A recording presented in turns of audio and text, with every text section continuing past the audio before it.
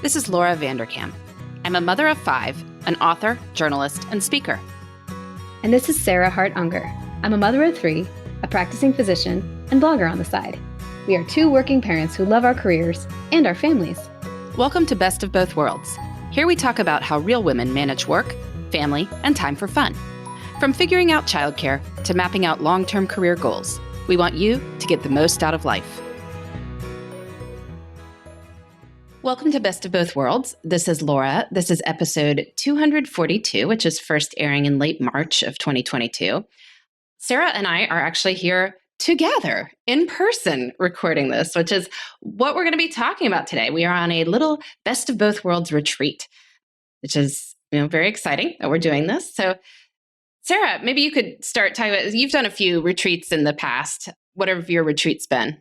Yeah, so most of the retreats that I have done have been with Josh.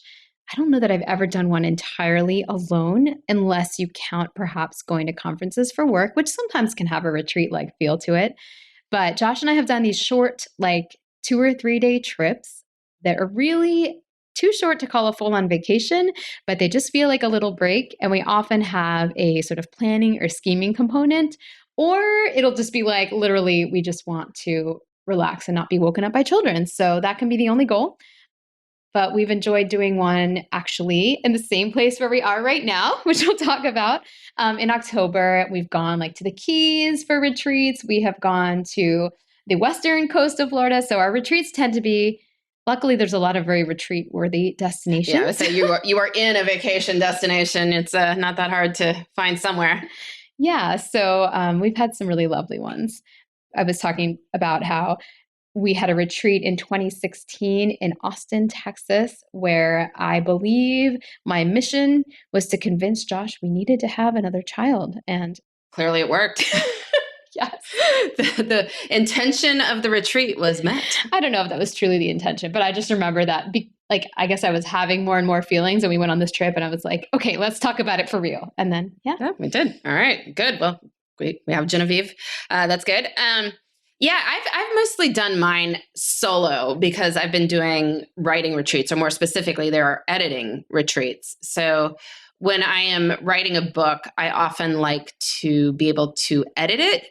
So if I'm in a spot where I'm close to done, that I've written the manuscript, I've gone through and done initial edits and all that, and I really am at the point where I want to get through the whole manuscript as a cohesive thing without mental interruption, I will take a 2-night trip and use that time to focus solely on editing it, and usually can go through the entire manuscript sort of start to end within that time frame and get it done. So I first did this actually with some fiction. I wrote a novel called The Cortland Boys. I tried this back in 2014.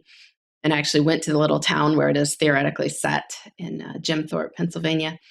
Then I did a writing retreat with Off the Clock when I was, in the editing stage of that. I went to a ski resort near where we live. It was about an hour and a half away, but it was off season. It was in the summer, and so it was just a pretty hiking mountainous area.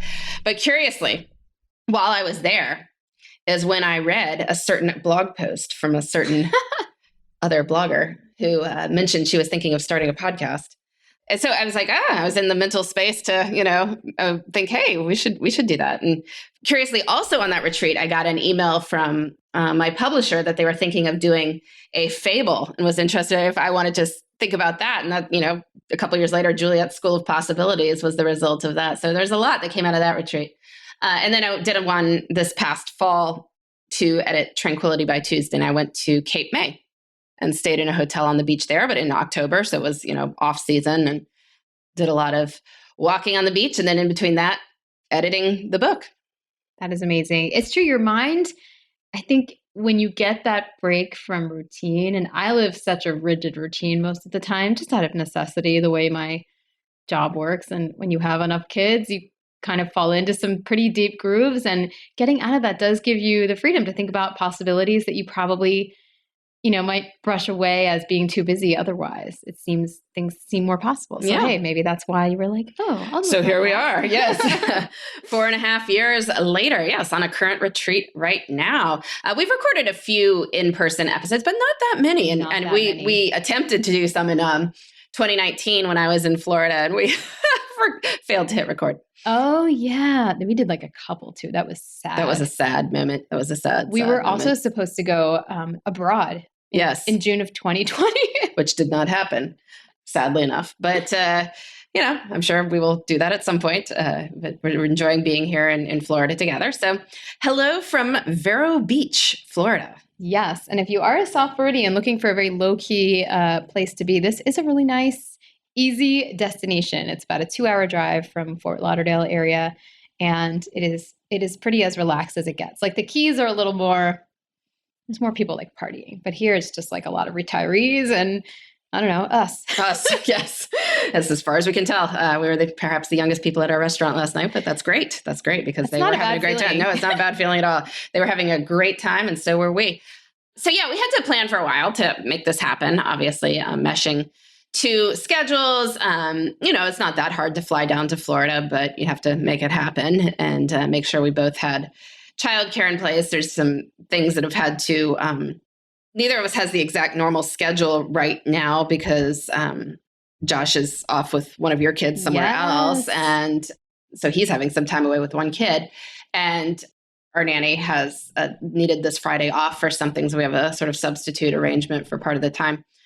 But yeah, it's worth doing. I mean, it's totally worth doing. And it does require some planning and people who are averse to that, it is going to be hard to get away if you do have kids, but I think it is very much worth it. And then you can spend some time on your retreat planning your next retreat. Yeah. No, but the thing is, if you're waiting for the perfect time, there's never going to be a perfect time. Like there's not some time that magically you'll have 3 days where you have nothing going on. And so you are able to say, oh, retreat, let's do that. But life will still be there afterwards. And I find that time tends to be fairly elastic, that when you put stuff in, I mean, you still feel behind afterwards, but no more or less than you were before. We'll be behind for the rest of our lives. I'm not caught up in email. Well, of course, I still won't be afterwards, but I wouldn't be otherwise either. So there you go. Better to just take the trip sometimes. So there are a lot of components to a good retreat that might be helpful for people to keep in mind if you are deciding to do this. One of the best things you can do is to have an intention for the retreat. And the intention can absolutely be relaxing, rejuvenating, just being away from constant responsibilities like that. Those are all good intentions, but you want to know that's what you're going in with, because if that's your intention, then you're not going to say, plan your next year while you're on your retreat. Whereas if your intention is to plan your next year, then maybe you aren't quite so, set on having the rejuvenation, relaxation time. So make sure you have some sort of intention. What else? What would you say that? For me, a very key portion of any retreat is the autonomy. And I think, many of us spend a lot of our lives answering to many others, which isn't necessarily a bad thing, but you have kids that need you, you have a partner that might need you, you have job things that need you. And for me, the retreat, I think the biggest appeal is just being able to be like, I'm out. Like, I will spend my day, my 48 hours, how I want, and everything can wait. And just that autonomy can feel really therapeutic. Like, remind me that I am my own person and that I can carve out some time to do what I want with it. And so that's really valuable to me. That's like probably the most important. And that's why, to some extent, I find that when I go to conferences, I get that retreat feel because I'm kind of in charge of myself. No, yes, there may be a schedule for the conference, but I can go to which portions I would like and wake up when I would like, and etc. The waking up when you like is a great. It's huge. It's huge. Or going to bed without fighting anyone else to go to bed. It's sometimes that in and of itself, especially if you're really little kids, is exciting. That like I'm going to go to bed at this time, and I am 99% sure that I will not be up for anything until. I mean, who knows? You could always have a fire alarm in your hotel, but most likely it will be. Thankfully, no fire alarms last night. Yeah, no time. Slept pretty Although, well. to that aside, 2 nights ago, we had a false burglar alarm go off at 1 a.m. That was super fun. So Yes, anyway, yes. I need the rest even more than usual. All right. So then we scroll down here in our notes. We're in one spot. And so I'm like, Yeah, how does Sarah operate her notes here? I'm like hitting her computer. Anyway. So I was just going to say that I love my retreats to have some element of nature. Usually exercise plays a part. Like I do like to work out unless I'm just super, super tired and I just want to purposely relax. And then, something to reflect on, like some kind of question I'm working with maybe. Yeah. So my intentions have obviously been to edit the manuscript most of the time when I'm going through. But yeah, I like to go somewhere that's pretty as well. I mean, I'm sure you can not be somewhere pretty, but why not? If you're trying to think deep thoughts, you may as well have something that's inspiring while you're there. I also just like to do something physical every day, just as a way of processing thoughts. And so, running on the beach in Cape May, or I did a hike at that Bear Mountain place and through their cross-country trails that are through the hills and the woods there. Kind of got a little lost in one, so it made a slightly longer hike that I was wound up hiking like 6 miles as opposed to thinking I was doing like 3. I made it. I survived. Just like we survived this morning. We survived this morning. Rather hot and sunny beach run. Yes, we ran on the beach, which Florida is something for running.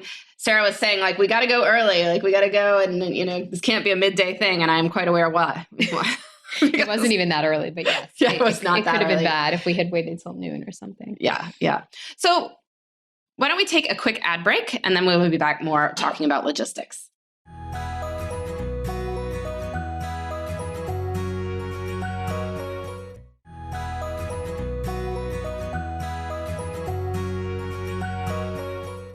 So we are back talking about all things retreats, how you can take mini retreats in your busy life and make it work, and what might make it most productive and fulfilling for you. We are recording this on our Best of Both Worlds retreat here in Vero Beach, Florida, in the same room, using the same microphone. It is very exciting. It was still on Squadcast though, but we're just seeing each other face to face as opposed to seeing one each other window on instead screens. of 2. Oh, dear. So a couple things with the logistics. I think we both figured out that 2 nights is kind of the minimum. I mean, if the choice is not to have any retreat or a smaller one, I mean, you certainly can take mini retreats, like micro retreats, which could be during work days, childcare, that instead of going to work, you go somewhere else. I don't know, library, coffee shop, spa. Especially if your goal is relaxation, that could certainly be helpful. Or go for a long hike or something like that. Get out into nature and have that time off. That would be wonderful. But in many cases, if it is possible, having the 2 nights away really puts you in a separate mindset, because there's at least one full day that you are not traveling and that you are not dealing with the household stuff.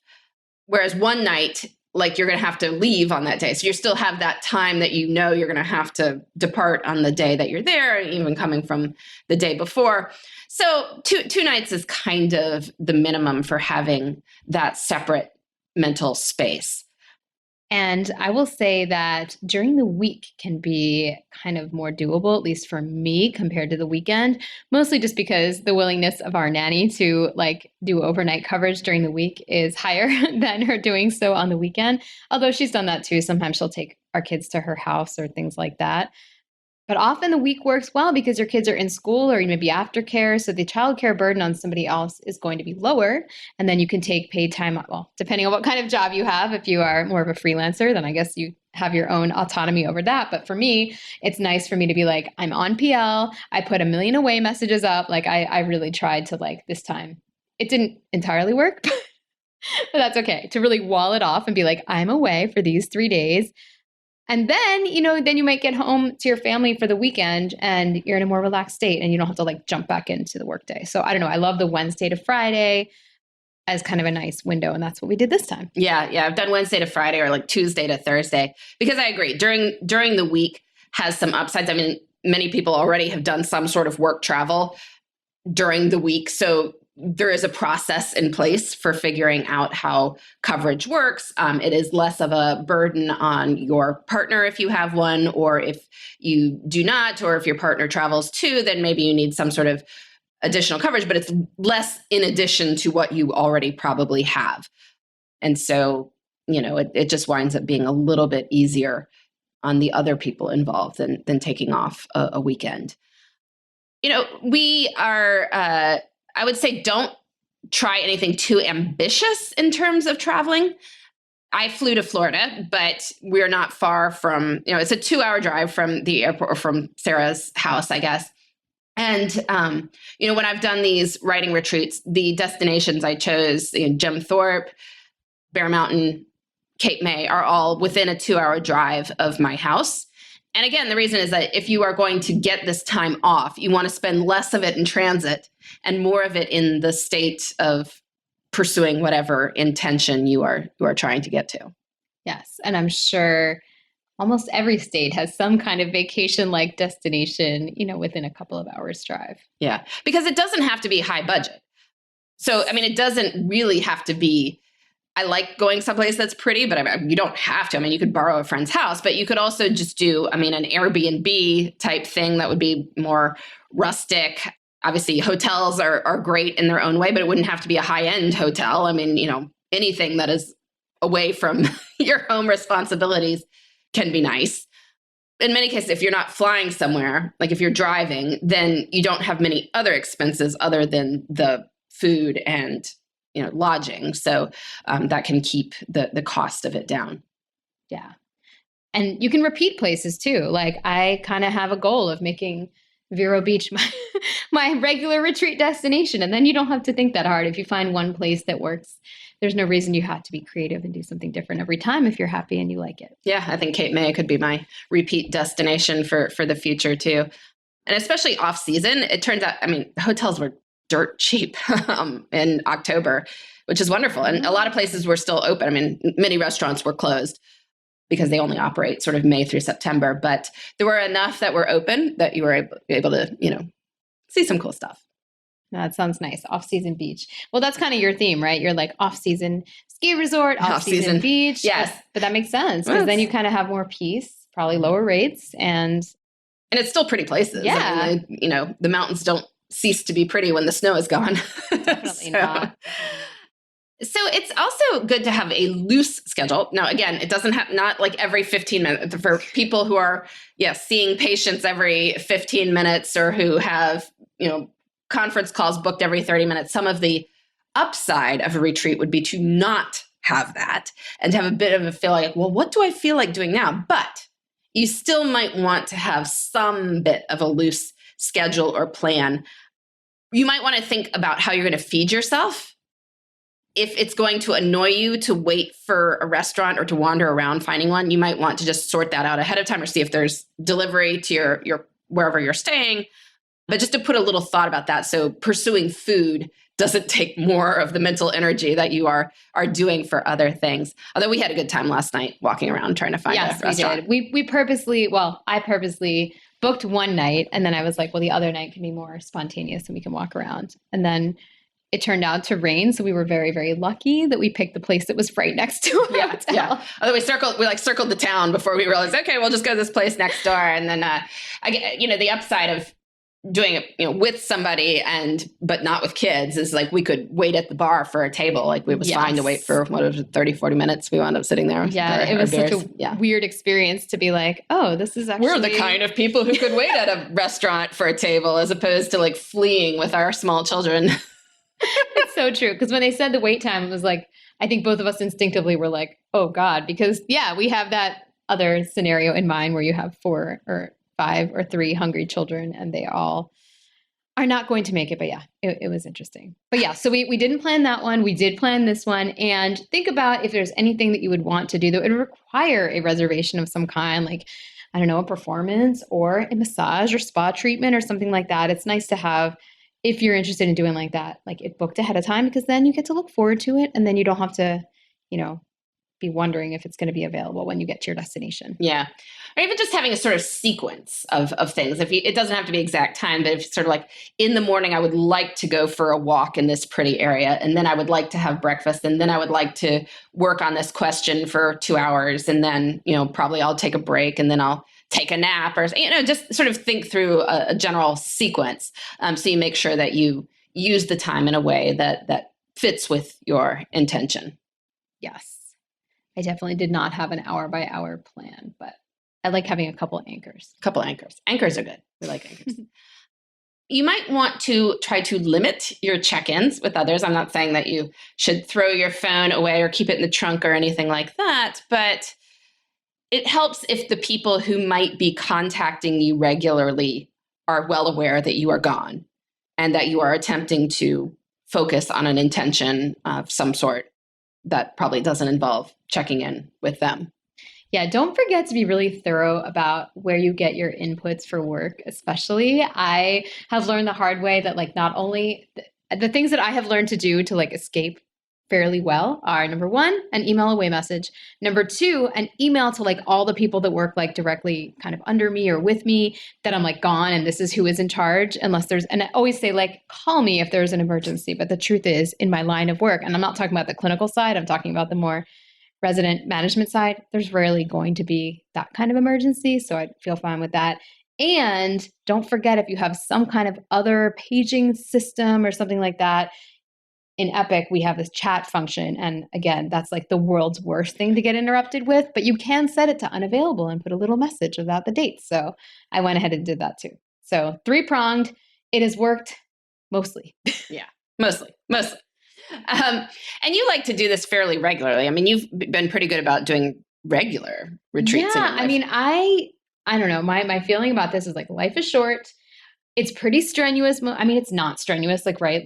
Objectively speaking, neither of us are living that strenuous lives, but it's pretty full. On my normal life, I have to get up really early if I want to exercise. It's kind of every minute is for my kids and then my job, and I come home and there's not a lot of reflection or time to spend unstructured. And having kids that are still younger, the weekends, I need to do a lot of active parenting. So I really crave some of this space in my life. And I found that I just feel better if I have something like this to look forward to every few months. I mean, my goal would probably be to say every quintile that I would have either with a friend or by myself, which I've never done, but I would totally do, or with Josh, to just have something on the calendar to take a breath, think, etc. Yeah, I don't know. Life is too short not to do it. Well, you were saying people who want to spend time planning and it's just hard to do in the day-to-day life. This is one way to remove yourself from the constant whitewater rafting experience of daily life and get over to the side and see what the water looks like and, where you wish to direct your craft through. I certainly have not done it every quarter, but I think twice a year would be good for me to aim for. And so maybe that can be a goal moving forward. I know I still have a weekend trip off that I got as a birthday gift, which I haven't cashed in on yet. I hope this was not considered. I feel this is a work trip. This is definitely a work trip because listen, we're producing content. This is content creation. Content creation. Exactly. I've never said that phrase. It's fine. We are content creators on our work retreat. All right. Let's go to our question section. So this is from a listener who writes in. She has 3 young kids, ages 1, 3, and 7, currently works 4 days a week, an 80% schedule, completely from home in a job she loves. So sounding pretty good so far. She says, I have a fair amount of flexibility. She can work out during the day, pick up the kids early if she needs to, go to appointments, and so does her husband. Again, all sounding very good. This year, I will be taking on more responsibility, and as a result, will be up for promotion mid-year. My boss has made it clear that I can continue to work in my current part-time schedule forever if I want to. But if I want to go full-time, he fully supports and encourages that. So this listener says that on one hand, she feels like she may do the same amount of work as a full-time person, and it would be nice to get paid for it. However, and she's saying the extra day of work time, if she went up to 100%, might give her a space to focus on more forward-thinking projects and professional development, at least in theory.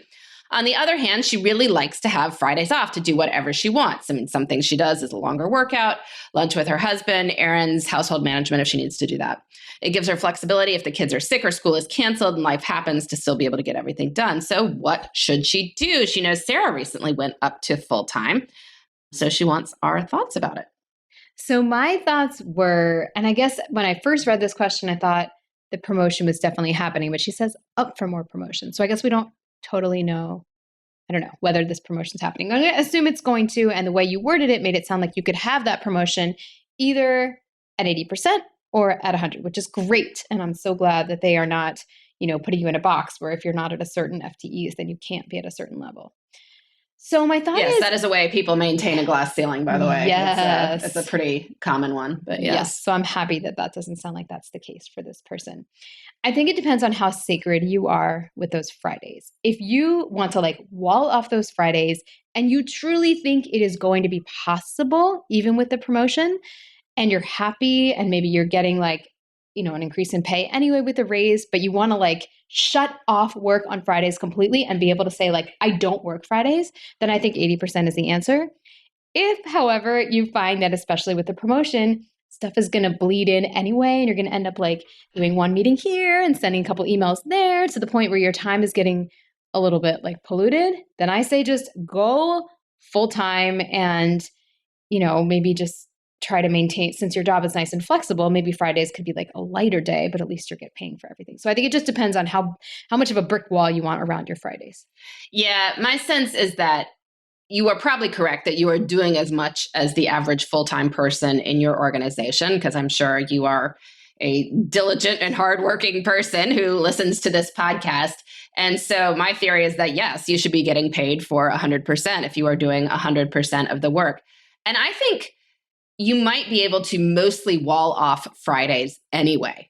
Again, if you are doing a lot of the work already that a full-time person would be doing and you're managing to keep your Fridays pretty clear, you could probably keep doing that. I mean, you could just make it very clear that Friday is not a good day to meet with you. And, if you're working from home, nobody's going to be seeing what you're doing anyway. So they're not going to be asking you questions like, well, why are you not there at exactly 1 p.m.? I mean, you can just sort of say I don't want to do meetings on Fridays because that's when I think about long-term projects or whatever you want to say. And then discourage that from landing on your schedule. I'm not saying it will never happen, but I think if you are very good about pushing, then you will have more time open on Fridays than you might think you will. Again, it's the kind of thing I suggest people try to do anyways, not schedule a lot on Fridays, because you need a backup for, as you said, where stuff happens and you need a space for it to go. So, given that that's good calendar management in general, I think, you might be able to make it work in a full-time position as well. And if you have flexibility, it might be worth working a little longer on, say, Monday or Tuesday, if that's an option in your life, and try to sort of get some of that overflow to that time to, again, try to keep Fridays off if that's a really attractive thing for you. I'm pretty sure you will still be able to work out on Fridays and have lunch with your husband on Fridays. Well, it sounds like she does that anyway. She does that anyway. It's a good job. It's a good, yeah. I think, so my vote would be full-time, and then just as much as possible, try to keep some of that open space, knowing that you are a very efficient person who can probably get a lot of your work done in, and knowing that from my experience, trying to wall off a day is sort of entirely is a little bit futile anyway. Yeah. So there you go. All right. Our love of the week. Sarah, what's yours? Yeah. So I used to follow this fashion blog called Unfancy, and then it disappeared. But if you keep a blogger that you like on your reader, then you'll know when they reappear. And so she came back after more than a year of being completely gone. And now she's doing daily outfit photos. Her name is Caroline. She lives in Texas. She's very casual, with her style, very intentional, very minimal. I love it. I just want all her outfits. I'm sure she probably posts links to them. You could buy them. Yeah. I'm going to gradually slide in until I just copy all of her. No, I'm just kidding. But it's really good. And I just it just felt cool to be oh, I only know she's back because I kept this on my reader. So pro tip, if you have someone you like that you're following, don't delete it just because they went away for a while. They might come back. They might come back or not. Sometimes they disappear forever. So my love of the week is Charleston shoes. And yeah, we're laughing because I had a total like shoe fail. So I brought a pair of like slip-on rusticy sandal type things with me here to Florida. They would look comfortable, look cute, but they gave me a really awful blister when we were walking around last night. I don't know what, something just went wrong. I hadn't worn them in a long time. Maybe they shrank or my feet expanded. I don't know. And so then, I had a Band-Aid on it and I looked down when we were at our brunch and there's like bloody stain on the back of my, like the old Grimm fairy tale of like Cinderella with blood on the track. It's just, yeah, exactly. It was something. So we made an emergency stop at Charleston Shoes, which is a cute little shoe store by. Yeah, I mean, what was the chance that I was like, oh, look, there's 2 shoe boutiques one block away from our brunch spot. So we went in and I bought a pair of very comfortable shoes. They have sort of an elasticy back part and top, and very cute. The boutique person gave me a 10% discount for my shoe emergency. Because she knew it was going to be a love of the week. No, we did not. She threw out my old shoes for me and she gave me a Band-Aid. So it was all nice.